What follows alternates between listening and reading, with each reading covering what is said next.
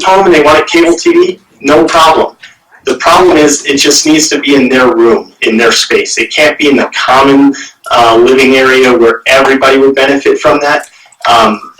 So the rule of thumb, if they specifically benefit, it's probably going to be qualified as an expense. And if other people are also benefiting, then you're getting into that gray area where it probably would be safer not to push it with that. Does anybody have any questions so far? Like cell phones?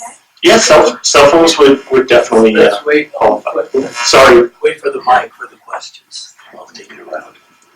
So it was asked if a cell phone would qualify, and that would definitely be a qualified disability expense.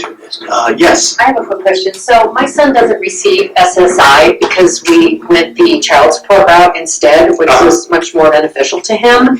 So would it be purposeful for us to have an ABLE account? Because right now he's just got a bank account that so when he works, the money goes into that bank account. So I guess I was curious as to whether or not an ABLE account was even something that I needed to consider for him. Because as it stands right now, I have to play the game like everybody else does and show his bank statements when we get ready to redetermine every year. And nobody has said anything because we're not benefiting from SSI. Right. It's Medicaid, but that's... So you do not have to be on SSI. You do not have to be on Medicaid to qualify for an ABLE account. As long as your disability meets the definition of the Social Security Administration's definition of being disabled, you can open it up. So, for instance, one of my best friends growing up was in a car accident when he was 20. He's in a wheelchair. At some point, right now he can work. He's able to, but he's getting more and more pressure sores. And for him, at some point, he may have to get rid of his estate to be able to qualify because his medical expenses are so much that it may make sense for him now to be able to put money into ABLE.